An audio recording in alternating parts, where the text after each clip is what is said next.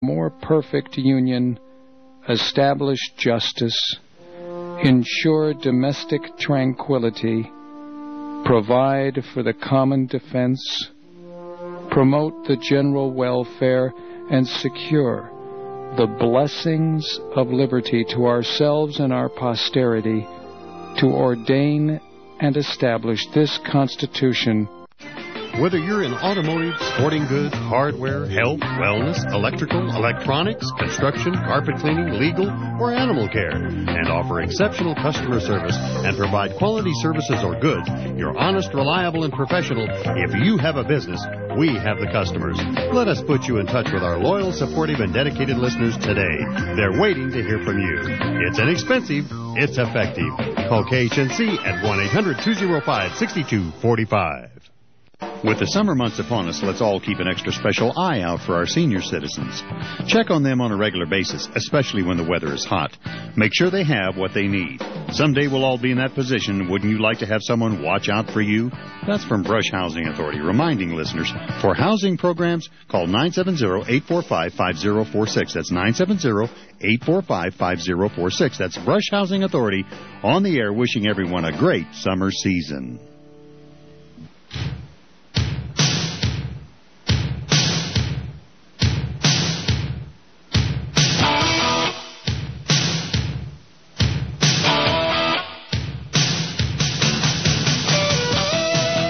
Dearborn, Michigan police allow Muslims to stone Christians at the 2012 Arab Festival.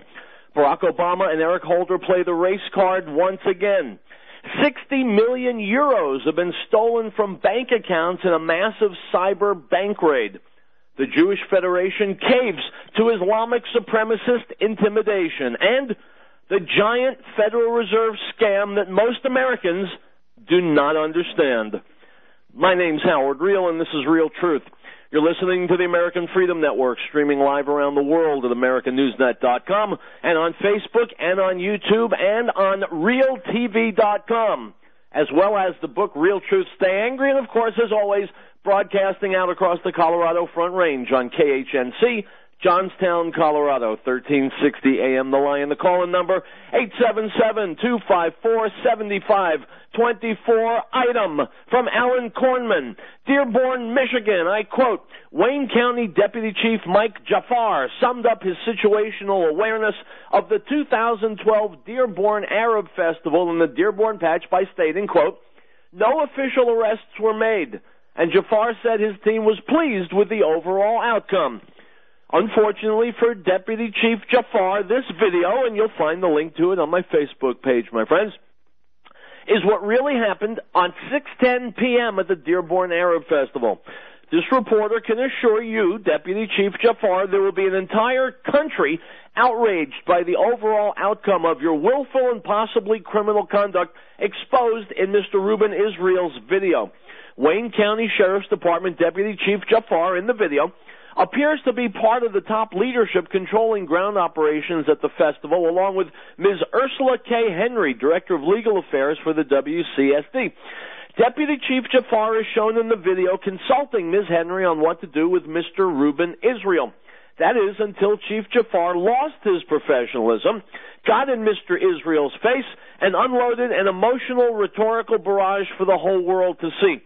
It would take a psychiatrist to explain why Deputy Chief Jafar snapped, but this is what led up to Jafar's emotional outburst. Chief Richardson said to Mr. Israel, you're going to leave now. Mr. Israel responded, we're not going to do that. Deputy Chief Jafar immediately got into the camera frame and said, quote, it's not your call. We've been very gentle and very, very respectful to you, and you are jeopardizing public safety. And you need to understand it's gone overboard. We don't have the coverage to protect you, and if we have two officers who can protect you, it would work great, but it's impossible to do so. You're attracting a crowd and you're affecting public safety. You need to understand that, unquote. Chief Jafar then told Chief Richardson to take over from here and left the scene rudely without listening to Mr. Israel's response, unquote. My friends, don't take my word for it. Watch the video. Find it on YouTube. Find the link on my Facebook page. Watch it and ask yourself one question. If Christians were throwing stones at Muslims what would happen? What would the outcry be? What would the response be? Exactly. It would be like the sky fell. But since it's Muslims doing the stone throwing, nothing's happening. Why?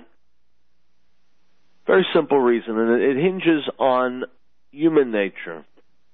When you have a group of people who are violent, who are known to be violent, who exult in violence, the last thing you want to do is give them a reason to be violent. As long as you're quiet, shh, don't make a stink, and they won't be violent. If you've ever been to Israel, this is how Israel acts. Arab merchants in the Shuk pay no tax to Israel, even though they're required to. And Israel never pushes them to pay tax because, shh, they're quiet. Leave them alone. Who needs Sturm und Drang? My friends, people are having rocks thrown at them. Do you think maybe, possibly, perhaps, just could be, police should do something about it? Or am I being old-fashioned again? Item from columnist Michelle Malkin. Attorney General Eric Holder's people have no shame. After months of stonewalling, misinformation, and petulant disregard for the victims of the Fast and Furious gun-walking scandal, President Obama's Justice Department is hiding behind the most despicable race card demagogues on the planet. Post-racial America never looked so bitter, clingy, or cowardly. At a Tuesday press conference in Washington, D.C., Human Shield Al Sharpton condemned the upcoming House vote on a contempt motion against Holder as, quote, reckless and morally reprehensible. Yes, the famous hate crimes hoaxer, cop basher, and riot incitement specialist is now the self-appointed sheriff of Capitol Hill morality. A Huffington Post report hyping Sharpton's protection racket decried the contempt citation as an assault on minority rights. In typical race-baiting style, Sharpton told the left-wing website, quote, I'm not saying that this is because Holder is black, and I'm not calling Republican racists. I'm saying that what they're doing has a racial effect, unquote. Of course, Sharpton's accusing Republicans of racism, and by extension, he's smearing every American demanding truth and justice in Obama's bloodiest scandal. That includes the family of murdered Border Patrol agent Brian Terry, whose December 2011 death came at the hands of a Mexican thug wielding a fast and furious weapon. What about the Mexican government officials left in the dark about the deadly operation and the hundreds of families of Mexican victims of fast and furious-enabled bloodshed? Yes, they are all racists and minority vote suppression advocates, too. Sharpton forged ahead comparing the effort to hold Holder accountable for serial delays and deception to racial profiling. The race-hustling reverend invoked driving while black imagery and lambasting the Republican oversight staffers who have stopped and frisked Holder, quote-unquote, the nation's first black attorney general, quote, without probable cause to be made an example of, unquote. My friends, what Sharpton and Obama and Holder aren't counting on is the fact that Americans are a pretty sharp bunch. We're not easily fooled. They would love to think we are, and they act as if we are. We're not. We know the kind of garbage that Sharpton is, and we know the kind of garbage that Obama and Holder are. And we know that in this day and age, if you have no defense, if you have nothing to say in your own benefit, if you are caught flat-footed, no place to go, with the light shining brightly on you, what do? You scream race. Because there are people who will say, hey, we're against racism, without stopping to think. Well, I'm a radio talk show host who stops to think. And you are a radio audience that stops to think. So stop and think. Do you want to vote for a president who would have a piece of crap like Al Sharpton standing in front of him speaking on his behalf? Speaking personally, it makes my skin crawl. We're going to take a break. We'll be back with more Real Truth. Go nowhere.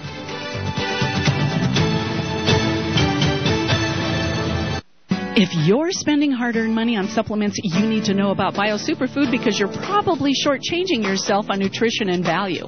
If you're buying products claiming to provide DNA protection from radiation, you're getting ripped off by inferior copycat products because there's no other product developed or researched like Bio Superfood. BioSuperfood is one complete superfood product that addresses radiation poisoning, allergies, arthritis, diabetes, high blood pressure, and other degenerative diseases. BioSuperfood helps digestion, decreases pain and inflammation, increases flexibility, improves heart health and brain function. It boosts your immune system and even inhibits the AIDS virus in cancerous cells.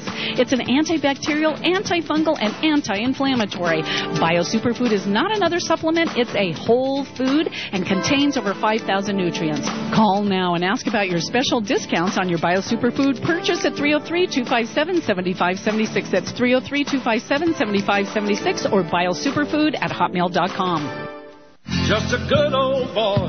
Hi, I'm Eric Cedarstrom. For over a decade, I've been the CEO, shipping clerk, and janitor of the Patriot Trading Group. And in that time, I've made friends with tens of thousands of like-minded individuals all over this country, most like me, trying to raise a family, run a business, and make sense out of a world gone mad. I'm proud of the fact that through stock bubbles, housing bubbles, and financial chaos, our customers are prospering and doing very well. By keeping our prices fair and our service fast, we find that 80% of our customers not only reorder, but they tell their friends. Don't be fooled by hype and high pressure. Do business with a company you can trust. Call the Patriot Trading Group at 1-800-951-0592 or check out our website at allamericangold.com. You'll be treated with honesty and respect. You have my word on it. I'm Eric Cedarstrom, CEO, shipping clerk, and janitor. Making their way the only way they know how.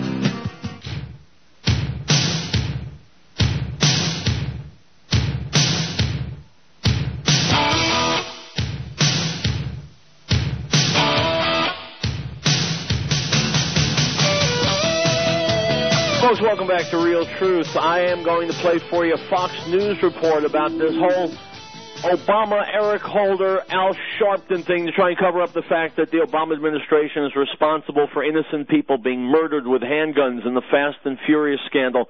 Let's listen to this woman newscaster on Fox News talking about it. Listen.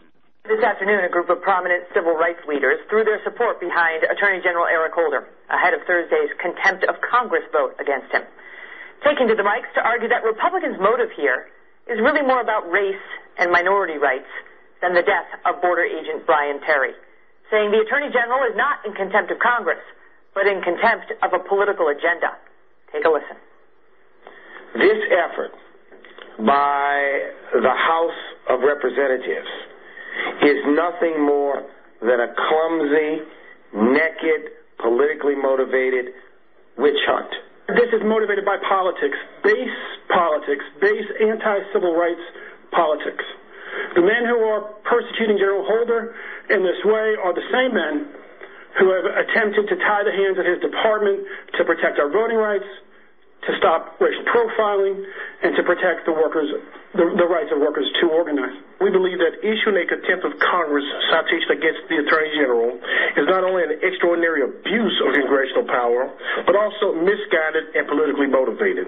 We believe that the House of Representatives is on a witch hunt to smear A.G. Holder's reputation in order to gain political points in the 2012 election cycle. We understand that this is naked politics. The issue of race is a subtle factor in this effort. The intensity and swiftness of the pursuit of a contempt citation is certainly unworthy of the seriousness of the consequences of that act. Joining me now, David Webb, host of the David Webb Show on Sirius's XM's Patriot Channel, and Tea Party 365 co-founder. Also, Alan Colmes, who's host of the Alan Colmes Show. On the Unpatriot Channel. Setting it up well. The soundbite tells the story. The messaging is changing on Fast and Furious. Right. You can see where it's going, David. Let's call it what it is. This is the preemptive narrative change ahead of Thursday's contempt vote, potentially, because it doesn't seem like Holder is going to comply with the subpoena, and also the pending SCOTUS decision, Obamacare. They need a distraction. And, you know, Megan, I've said it before, and I'll say it again. I'm sick of the black race hustler mafia, which is what this is, drumming up something. On the day that Holder was on the Hill, one of the days he was there testifying, that nobody in DOJ at that high a level knew about Fast and Furious, Lanny Brewer was in Mexico, his chief deputy advocating for Fast and Furious. The two can't be true. But here we have, when we have a contempt of Congress potential by an Attorney General, not a light matter, we have a legal issue, not just one dead border agent, over 300 dead Mexican citizens, over, 76% of the guns not recovered in an operation that was started and run under the Obama administration, different than the Bush administration, and they're trying to change a narrative instead of the process. 7,600 documents out of tens of thousands. This is not a numbers game. Alan, I talked to you last week when Nancy Pelosi first suggested that this was about an effort by the Republicans to distract Holder from pursuing his voter protection efforts. You said you didn't really buy that. I'm not tying the two together. I think they're two separate issues. Let me ask you about sort of element 2 that's been injected today, as you just heard, and by Al Sharpton, just for the viewers who weren't here at the top of the one. This is what Al Sharpton wrote in an opinion piece last week. Attorney General Holder was reminded that despite his esteemed position, he can and would be profiled. A.G. Holder was in essence stopped and frisked without probable cause. What ISA just showed us is that no matter what our stature in this world, someone can easily try to put us in our place. Stop for a second, my friends. Let me ask a question. This is from an opinion piece that Al Sharpton wrote and was published. Question, if I may. Why the hell is anyone publishing this idiot's opinion piece? He's a well-known race hustler. He's a well-known fake. Everybody knows where Al Sharpton is. He's garbage. Why are they putting him in the newspaper? Why would anyone believe anything he has to say?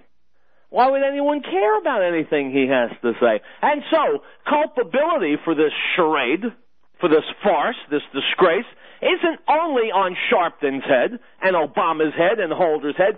It's also on any newspaper that published anything that this idiot ever writes or has someone who knows how to write for him. Here we go. What could be more outrageous? I think it's a political witch hunt, but I'm not prepared. I'm not playing the race card. I can't know what's in their hearts. I'm not prepared to say Democrats are doing this because of race or that it's somehow tied to voter ID. I think voter ID is an issue. Just yesterday, the majority leader of the Pennsylvania House, Mike Tarzai, said that we're going to win because of Romney will win Pennsylvania because of voter ID. They are using voter ID to suppress the vote. But you don't believe they're going after Holder. These Republicans of the House can't tie the two together. That's not my point of view. Alan Combs is a well-known liberal. He can't possibly know what Al Sharpton is thinking. Just because Al Sharpton's been in the news for 30 years as a race hustler, why would you think that he's race hustling? No reason to suppose that, right? My friends, liberals stick together and they watch each other's backs. Let's continue. Sharpton, are these other civil rights leaders playing the race card? Absolutely, Megan. Let's look at them for their operational method. Okay, Sharpton, stop and frisk. He led a march against NYPD on Father's Day. All of the others who get up there and inject race in this. It's no longer the soft bigotry of no expectations for minorities. It's the hard bigotry of don't you dare believe anything with what we tell you. Al Sharpton is a race hustler. Plain and simple. He's an old demagogue, along with the others. I'm calling him what he is historically, Alan. The guy has played this game, whether it's the Jews, whether it's going against anybody, it's to push his narrative. And Pelosi's in bed with this. This is a problem. Do you think, let me just ask you flat out, Alan, do you think that the Republicans would be doing this against Attorney General Holder if he were... Hang on one second. Who is it who's up in front of microphones talking about this? Civil rights leaders. Tell me something, my friends. How do civil rights leaders make their money?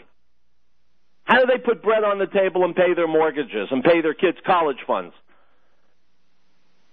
Well, yeah.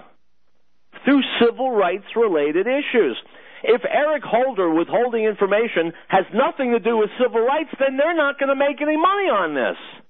But they've got to make money on it. So they make it a civil rights issue. Who do they think they're fooling? This is obviously garbage. Let's listen. Yes. I think they're doing it because it's a Democratic attorney general. So then why play it as a black race card issue? I'm not here playing the race card. No, not you, Alan. I'm asking you why they're going after they went after Janet Reno. They're going after Holder. I don't think they're going after... And the Democrats went after Karl Rove, Harriet Myers, and John Bolton. Karl Rove wasn't the attorney general, but people tend to go after the attorney general of the opposite party. I don't think it's... Well, they went after Attorney General Gonzalez. They certainly went after Reno, and they certainly went after this guy. Alan, let's be straightforward about this. 18 months. Well-crafted subpoena, documents that are redacted in full except to show that they came from DOJ. and the president executes or invokes executive privilege, Megan, one of two things. Eric Holder says in testimony the president didn't know about it. Either the president didn't know about it, or he invokes executive privilege on something he doesn't know about it. You can have executive privilege even if the White House had nothing to do with it. Let me also point something out here. The executive privilege actually covers the area after Fast and Furious ended. It covers the date. It doesn't cover the time that Fast and Furious was in place. I also want to point out, Eric Holder was the person who actually stopped. My friends, here's the bottom line. We're done with this item. Here's the bottom line. Politics is the art of lying without getting caught. A successful politician and anyone in that orbit, they got to basically lie their asses off, but cover their tracks. That's what makes a good politician. That's what makes a successful politician. Because we fall for their BS. We buy it. We elect these idiots. And then when they insult us to our faces, we've got more important things to do. Item from the USA Stands with Israel website. A security guard shot Wednesday afternoon a Palestinian who's apparently trying to steal his weapon. The incident took place on Derech Har Habayit, the Temple Mount Road in Ma'ale Adumim. Mungad David Adam paramedics evacuated the Palestinian, who was severely wounded, to Jerusalem Shari Zedek Medical Center. Stop!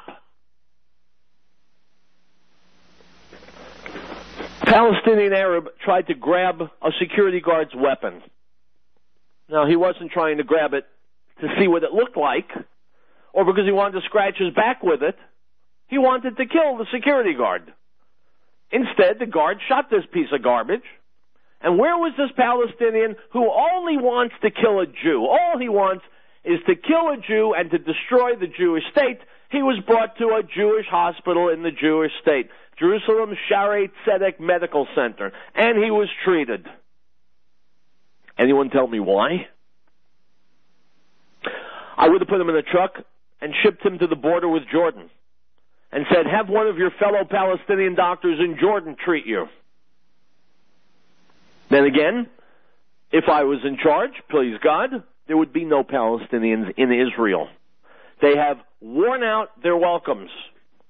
They've proved to be a fifth column. They need to go. The fact that Israel doesn't make them go, that's the real tragedy. Item from Sky News. 60 million euro have been stolen from bank accounts in a massive cyber bank raid after fraudsters raided dozens of financial institutions around the world. According to a joint report by software security firm McAfee and Guardian Analytics, more than 60 firms have suffered from what it's called an insider level of understanding. The fraudsters' objectives in these attacks is to siphon large amounts of high balance accounts, hence the name chosen for this research, Operation High Roller, the report said. If all the attempted fraud campaigns were as successful as the Netherlands example we describe in this report, the total attempted fraud could be as high as 2 billion or 1.6 billion euro. The automated malicious software program was discovered to use servers to process thousands of attempted thefts for both commercial firms and private individuals, unquote. My friends, you can do just about anything via computer these days. You can hack into the Pentagon. You can steal money out of banks. So now you'll explain to me, please, why there are people who want us to vote electronically. If you write your name on a slip of paper and say, I vote for Joe Schmo, then that piece of paper exists.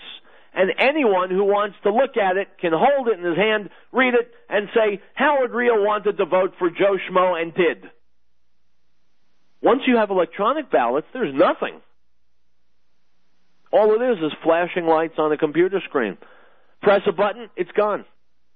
Who'd you vote for? I don't know. You don't know. Why should we believe you? I presented this item not because someone was crafty enough to steal millions and millions of euros, but because it shows us that technology will betray us. The technology can become a very dangerous weapon in the wrong hands. And that's why we must never allow something as crucial as our vote to be in the hands of people who can hack and hack and hack. Because once they do that, we have no way of knowing who the real winners and losers are in elections. Item from Bloomberg.com. A U.S. House committee approved legislation introduced by Representative Ron Paul that would subject the Federal Reserve to an audit of its activities, including monetary policy decisions. The House Oversight and Government Reform Committee in Washington approved the bill today in a voice vote. The bill now advances to consideration in the full House. Paul, a Republican from Texas and author of the book End the Fed, calling for the abolition of the central bank, seeks through the bill to require an audit by the Government Accountability Office of the Fed's Board of Governors and 12 regional banks. The Federal Reserve is an independent central bank, and that independence is critical to its ability to conduct monetary policy, said Representative Elijah Cummings of Maryland, the senior Democrat on the committee. Passage of the audit legislation would mean, quote, members of Congress could seek to influence the Federal Reserve's deliberations, unquote. The bill is, quote, anticipated to be voted on by the full House of Representatives before lawmakers recess in August. Jeffrey Soulsby, a spokesman for Representative Darrell Issa, a Republican from California, and the committee chairman, said in a statement, and stop, with all due respect to Congressman Paul, as long as there is a Federal Reserve, there will be shenanigans going on. I don't care how many politicians want to look at the books. What makes you think the politicians themselves are trustworthy? Fed has more money than God on payday. Politicians are whores. Why do you think for a minute that we can trust the foxes to guard the hen houses? We want to know that our monetary system is being run correctly and honestly and for the betterment of the American people, then the Federal Reserve must die. We'll be back.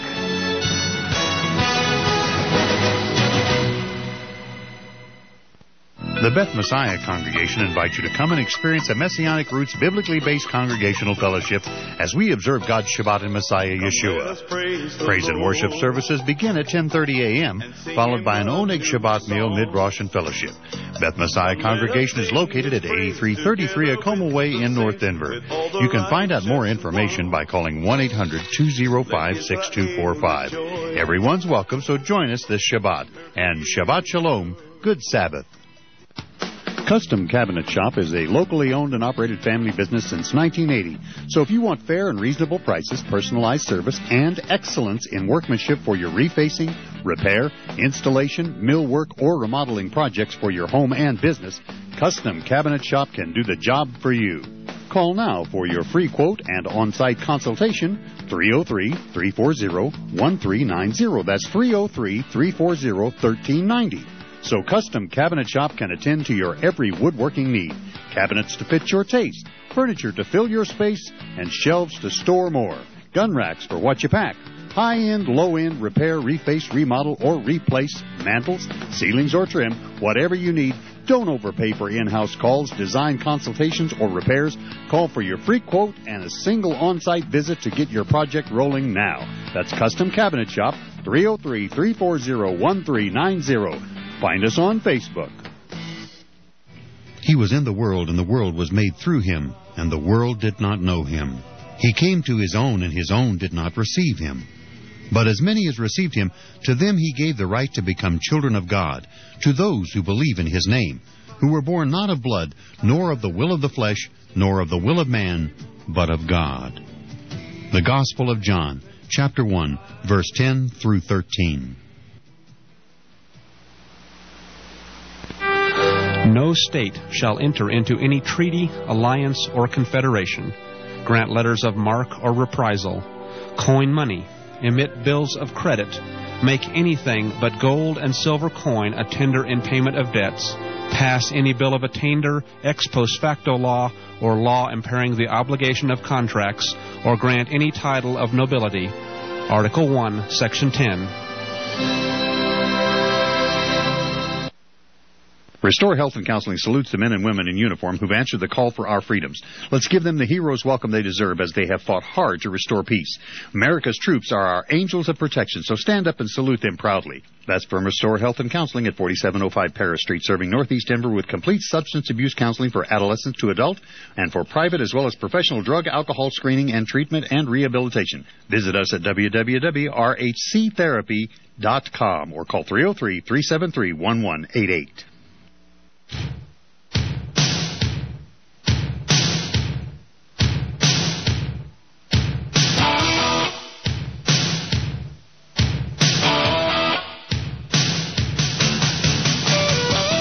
Welcome back to Real Truth. Howard Riell presiding. I read your piece from Michelle Malkin a few minutes ago. Here's a clip from NBC. Michelle Malkin is being interviewed by left-wing TV personality Matt Lauer, who is about to have his ass handed to him. Let's listen. Hi, Ron. Thanks very much. Ron Allen in Cambridge for us this morning. Michelle Malkin is a conservative columnist, blogger, and author of Culture of Corruption, Obama and His Team of Tax Cheats, Crooks, and Cronies. Michelle, good morning. Good morning, Matt. What's the book about? I think that you said judge a book by its cover, on that particular case. I'll get to that in a second. But President Obama says the Gates situation is a teaching moment. What has he learned, do you think, from this situation and the way he's handled it? Well, I think he is a racial opportunist.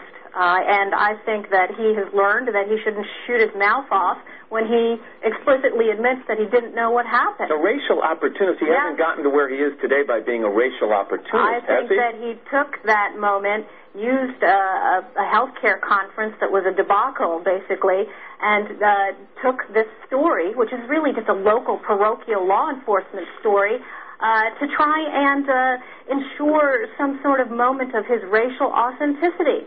And it backfired because he was wrong, and he should have admitted it. And I think for a president that has offered up hope and change in the new politics, it's just another example. And I wouldn't say that that's an example of corruption, but I think it plays into this idea that a man who has hyped himself as something different and something new is nothing but you conclude all of that based on one mistake he made in terms of a comment he made? In terms of this comment. This particular comment sets that entire scenario up for you? I think it's clear that was a calculated move. Everything that this president does is kabuki theater. You think this was a planned question and answer? Absolutely do. And the way he handled it and the fallout from it was something he was looking for? I think that he overestimated the power of his authenticity in America. And it's just another example of a botched failure. And that's what I feel culture of corruption with. Sonia Sotomayor was cleared this week by the Senate Judiciary Committee. It was pretty much a party line vote, 13-6. Lindsey Graham was the only Republican voting in her favor. Yes, no surprises, fait accompli. After the last election, it was said the Republicans need to broaden the tent. They need to reach out to minorities, reach out to Hispanics. Are those 6 no votes going to hurt Republicans down the road? No, because they were 6 principled votes against racial preferences and the idea that somehow identity politics has a place on the court of law. Why do you think Lindsey Graham voted in favor? I think Lindsey Graham has a history of pandering to this idea that somehow the party should broaden itself for the sake of pandering to diversity. Let me ask you about your book. In it, I mean, clearly, we know by the title where it goes. You take on Michelle Obama. I certainly do. In this book, you call her the first crony. Yes, I do. Why? Because she was steeped in the politics of the Daley machine. Her father was a patronage appointee of Daley. She's beholden to the type of hardball politics that Barack Obama says he is against. Her entire professional career was based on nepotism, and now she has brought almost every... Wait. That's a very broad comment. Her entire professional career... That's right. Read Chapter 2, and you will find that despite her Princeton thesis where she whined and moaned about the old boy network and how she couldn't get ahead because of her skin color, in fact, it's a farce because it was one of those old white boys who put her in that position in the first place. And now this team of Chicago cronies, Susan Scherr, Valerie Jarrett, David Axelrod, and a lot of these bundlers that Obama had condemned are now installed in both the West Wing and the East Wing. They're ruining our economy, and I think that the book shatters the entire era of hope and change. Now, he helped kill it in a 6-month period, but we've documented it very clearly. Every inch of this administration is rife with corruption and cronyism, and it's about time they look in the mirror and admit it. And it's about time Matt Lauer got smarter. But no matter how much smarter he gets, he's never going to be as smart as Michelle Malkin. Item from the Economic Collapse blog. How is money created? If you ask average people on the street this question, most of them have absolutely no idea. This is rather odd because we all use money constantly. You would think that it would only be natural for all of us to know where it comes from. So where does money come from? A lot of people assume that the federal government creates our money, but that is not the case. If the federal government could just print and spend more money whenever it wanted to, our national debt would be zero. But instead, our national debt is now nearly $16 trillion. So why does our government, or any sovereign government for that matter, have to borrow money from anybody? Well, that's a very good question. The truth is that, in theory, the U.S. government does not have to borrow a single penny from anyone. But under the Federal Reserve System, the U.S. government has purposely allowed itself to be subjugated to a financial system in which it will be constantly borrowing larger and larger amounts of money. In fact, this is how it works in the vast majority of the countries on the planet at this point. As you will see, this kind of system is not sustainable, and the structural problems caused by such a system are at the very heart of our debt problems today. So, where does money come from? In the United States, it comes from the Federal Reserve. When the U.S. government decides it wants to spend another $1 billion that it doesn't have, it does not print up $1 billion. Rather, the U.S. government creates a bunch of U.S. Treasury bonds, debt, and takes them over to the Federal Reserve. The Federal Reserve creates $1 billion out of thin air and exchanges them for the U.S. Treasury bonds. So why does the U.S. government go to all this trouble? Why doesn't the U.S. government create the money itself? Those are very good questions.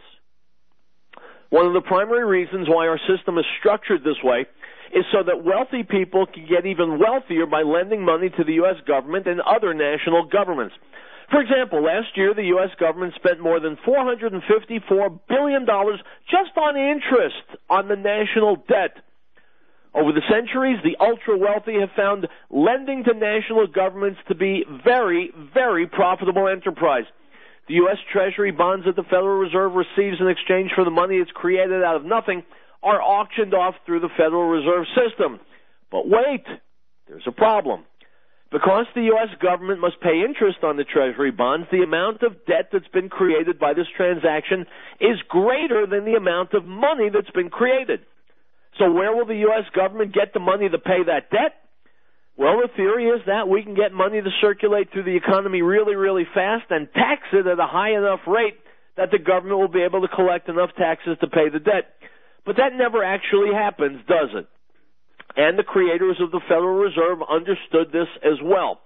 They understood that the U.S. government would not have enough money to run both the government and service the national debt. They knew the U.S. government would have to keep borrowing even more money in an attempt to keep up with the game. That's why I call the Federal Reserve a perpetual debt machine.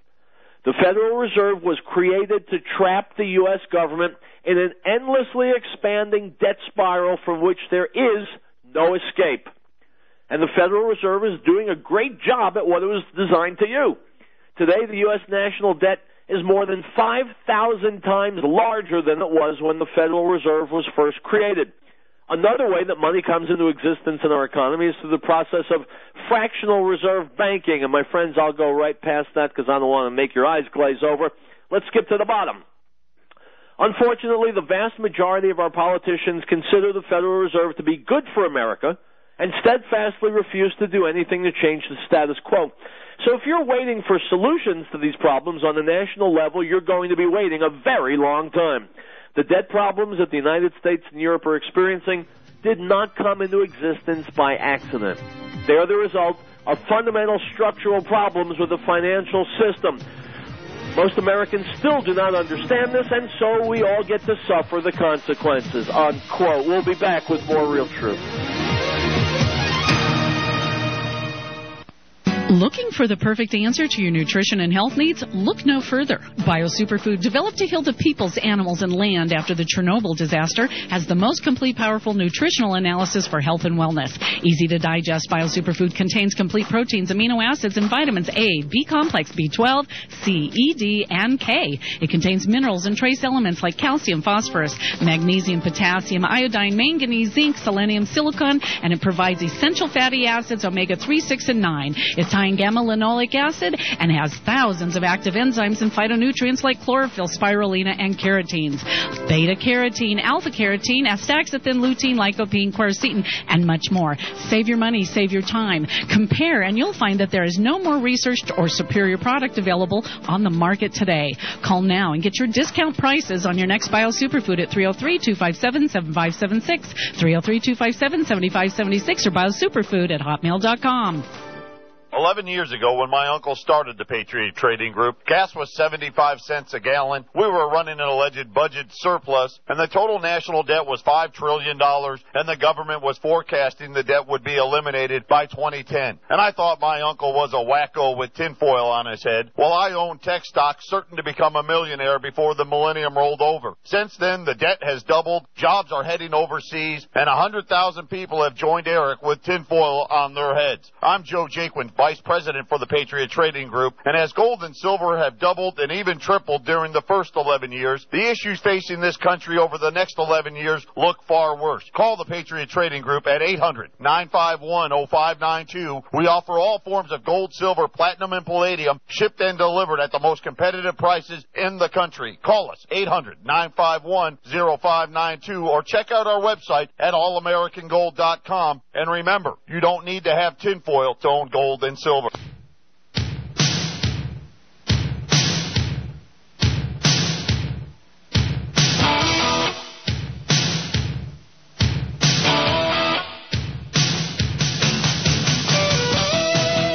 Folks, welcome back to Real Truth. Have you heard of today's news about 9/11? There hasn't been any news today about 9/11. The major media hasn't said a word about 9/11 today. That should scare the hell out of all of us. Because there is a huge truth out there waiting to be uncovered that the major media doesn't care about. And that's bad for us. Let me go back 9 years in time. Writer, author, intellectual, Gore Vidal is being interviewed and asked questions about 9/11.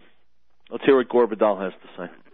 In brief and in depth. Oh, good. Well, now I have a mandate, as the president would say. First of all, I'm only paraphrasing Tolstoy, who once said, "History is a wonderful thing if it were only true."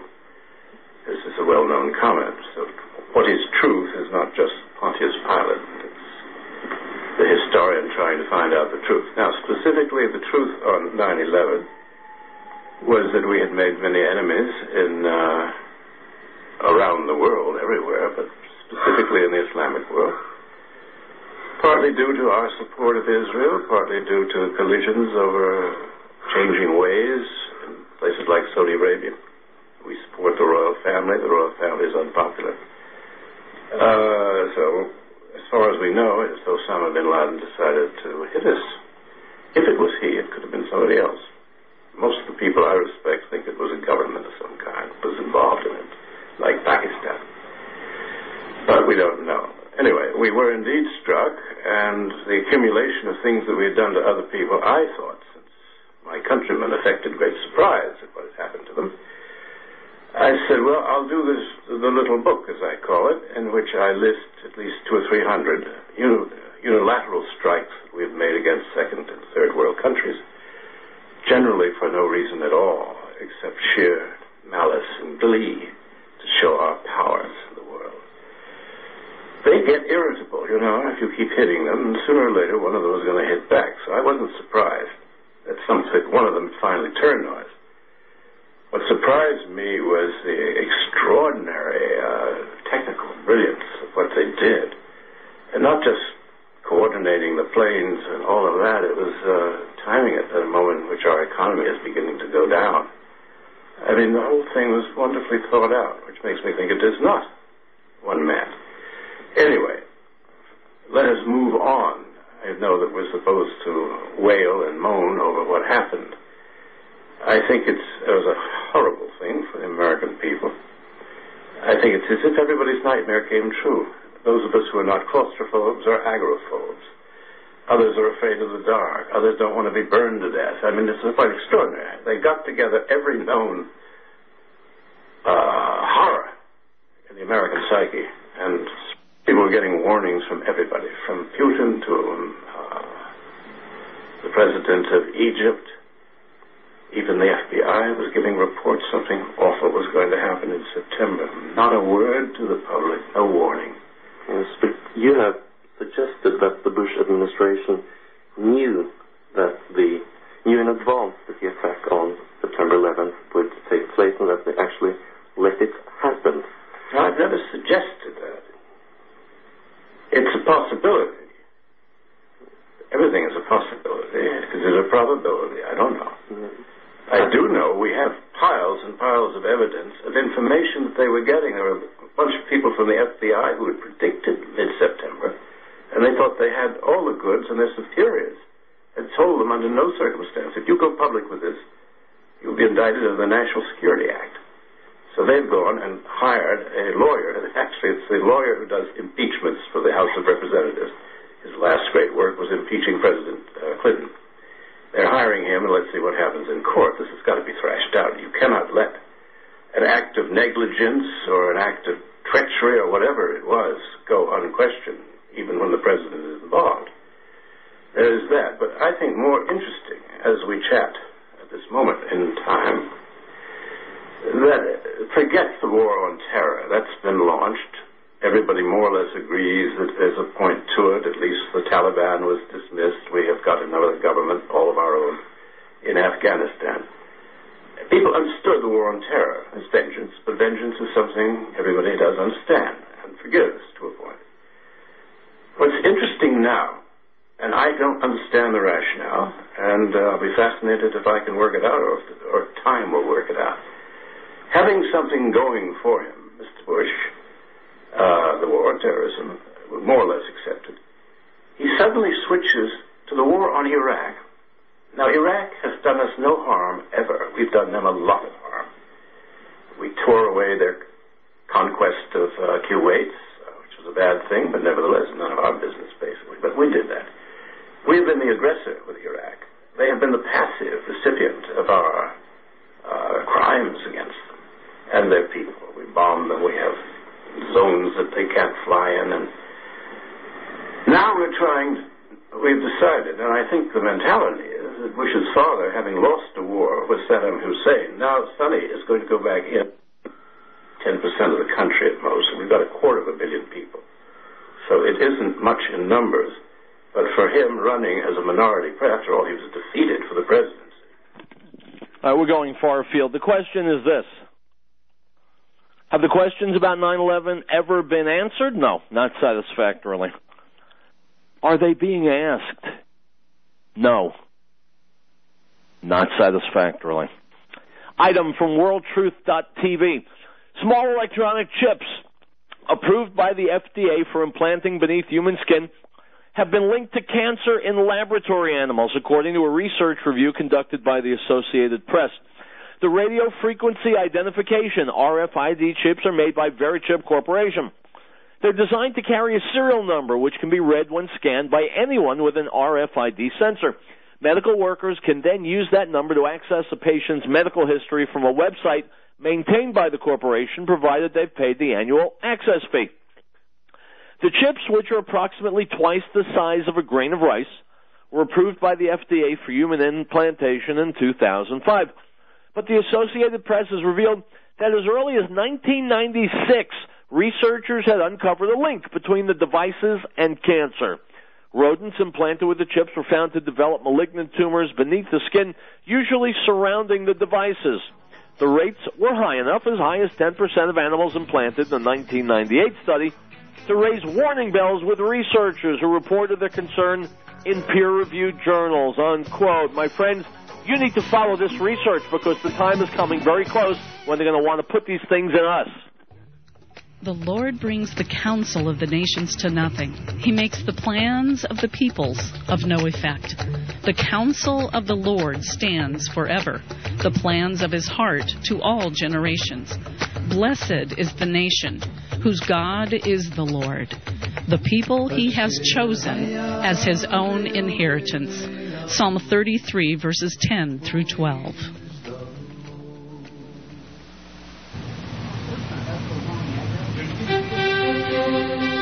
Article 4. The right of the people to be secure in their persons, houses, papers, and effects against unreasonable searches and seizures shall not be violated, and no warrant shall be issued but upon probable cause, supported by oath or affirmation, and particularly describing the places to be searched and the persons or things to be seized. CINN Stations in Alt salutes our troops. Whether you're for the war or against it, they're still there. These men and women deserve more than our support. They deserve the comfort of home. Send a military care package today. Just type military care package into a search engine. Point and click. Let's show our troops we care. This message from CINN Stations in Alt, wishing Godspeed to our fighting men and women and thanking them for their triumphs and their sacrifices. The Beth Messiah Congregation invites you to come and experience a Messianic Roots biblically based congregational fellowship as we observe God's Shabbat in Messiah Yeshua. Praise and worship services begin at 10:30 a.m., followed by an Oneg Shabbat meal mid-Rosh and fellowship. Beth Messiah Congregation is located at 8333 Acoma Way in North Denver. You can find out more information by calling 1-800-205-6245. Everyone's welcome, so join us this Shabbat. And Shabbat Shalom, good Sabbath.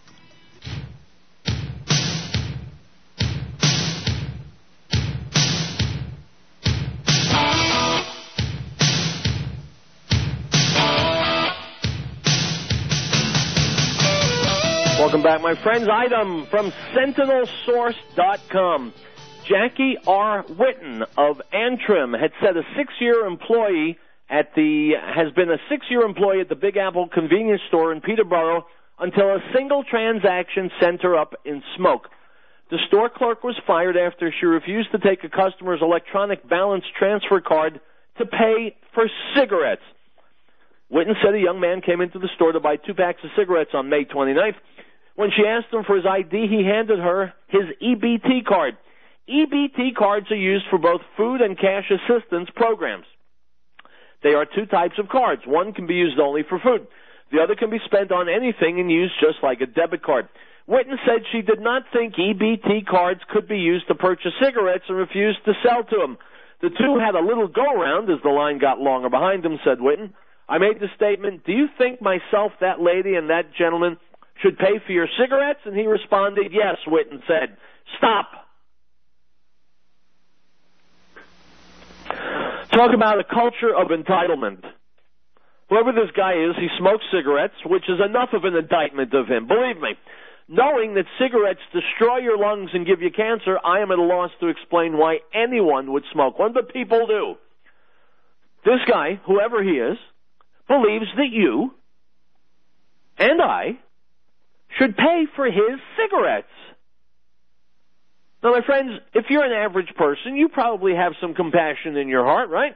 And if there are people who are living in hard times and don't have food, we'll chip in and we'll get food for them. Cigarettes? Really? Do you remember the news items I talked about months ago? About these EBT cards, basically these welfare cards, being used in casinos? My friends, when does sanity and logic enter the picture? My God! What if this guy wanted to buy crack? Should we pay for that too?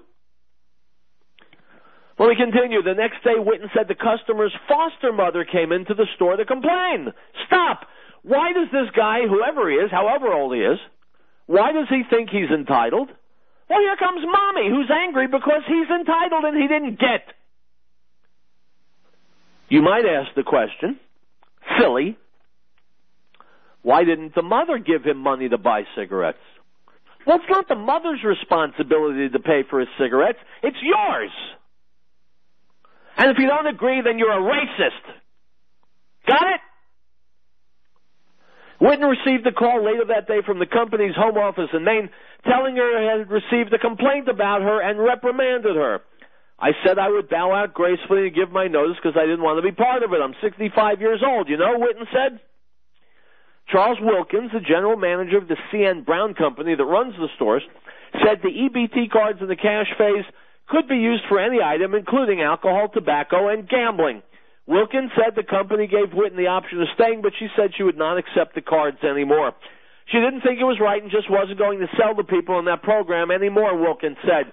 Stop. Ms. Whitten, you are a modern-day hero. Jackie R. Whitten of Antrim. She knows what's right and what's wrong, and she refuses to be a part of what's wrong, even though it cost her her job. My friends, self-sacrifice, taking a stand on an issue is fine, as long as all it costs you is hot air. When it costs you your job and your salary, and you still do what's right, then you're a hero. You're a person to be admired and respected. And Jackie R. Whitten of Antrim is just such a person. Ms. Whitten, I doff my cap to you. We need more people like you. My friends, take a lesson from what Jackie Whitten did. We'll be back tomorrow with more Real Truth. Until then, my friends, go hug your children and spend some time with them. And tell them you love them. They deserve it. You deserve it. We all deserve it. Hasta lumbago.